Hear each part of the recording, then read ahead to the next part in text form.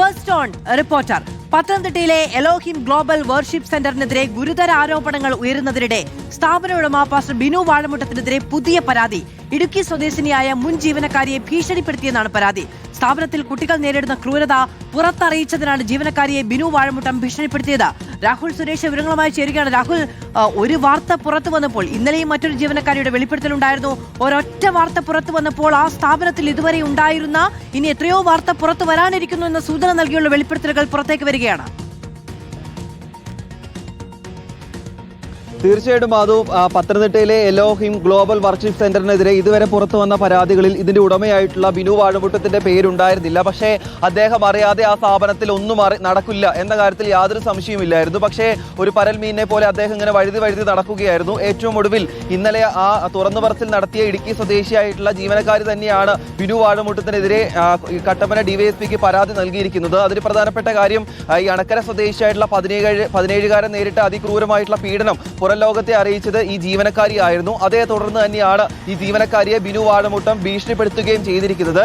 നിന്നെ കൊടുക്കാൻ ഏതറ്റം വരെയും താൻ പോകും എന്ന് പറയുകയും എന്ത് ചെയ്യാനും താൻ മടിക്കില്ല എന്ന് പറഞ്ഞു എന്നുമാണ് ഈ ജീവനക്കാരി പറയുകയും ചെയ്യുന്നപ്പോൾ തന്റെ ജീവനും സ്വത്തിനും തന്റെ കുട്ടികളുടെ ജീവനും സുരക്ഷിതത്വം വേണമെന്ന് ആവശ്യപ്പെട്ടുകൊണ്ടാണ് പോലീസിന് പരാതി നൽകുകയും ചെയ്തിരിക്കുന്നത്.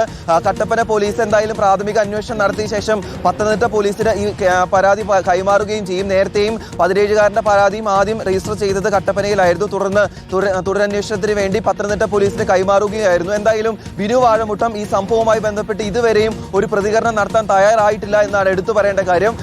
17 വയസ്സുള്ള കുട്ടികളാണ് അതിക്രൂരമായിട്ടുള്ള ശാരീരിക പീഡനത്തിനും ബാലപീഡനത്തിനും ആ സ്ഥാപനത്തിൽ ഇരകളായിരിക്കുന്നത്. അതുകൂടാതെ മാധു സൂചിപ്പിച്ച പോലെ തന്നെ ഒരു മഞ്ഞുമലയുടെ ഒരറ്റം മാത്രമാണ് ഇതുവരെ പുറത്തു വന്നിട്ടുള്ളത്. രാഹുൽ, ഈ കേസ് എങ്ങനെയാണ് പോകുന്നത്? നിയമപരമായ കാര്യങ്ങൾ എങ്ങനെയാണ് രാഹുൽ പോകുന്നത്?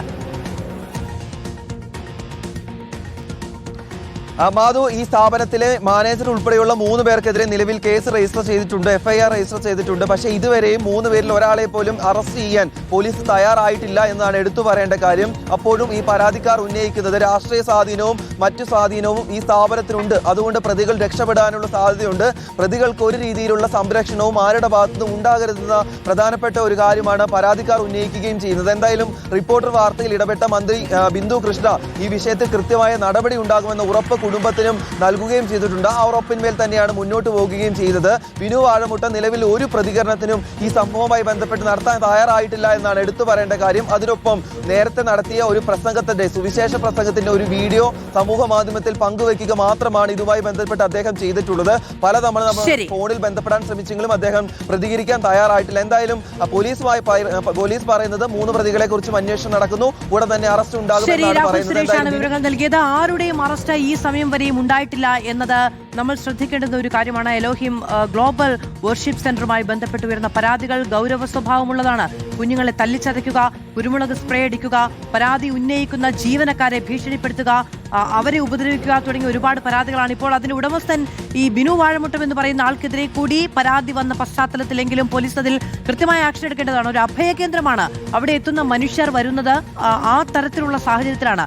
അവരെ നമ്മുടെ ഫ്രസ്ട്രേഷൻ തീർക്കാനുള്ള ഉപകരണമായി കാണുക, മർദ്ദിക്കുക തുടങ്ങിയ കാര്യങ്ങൾ അത് അനുവദിച്ചു കൊടുക്കാൻ കഴിയുന്ന ഒന്നല്ല. അതുകൊണ്ട് തന്നെ നിയമപരമായ ഇടപെടൽ കൃത്യമായി വേണ്ടതുണ്ട് ഈ സംഭവത്തിൽ.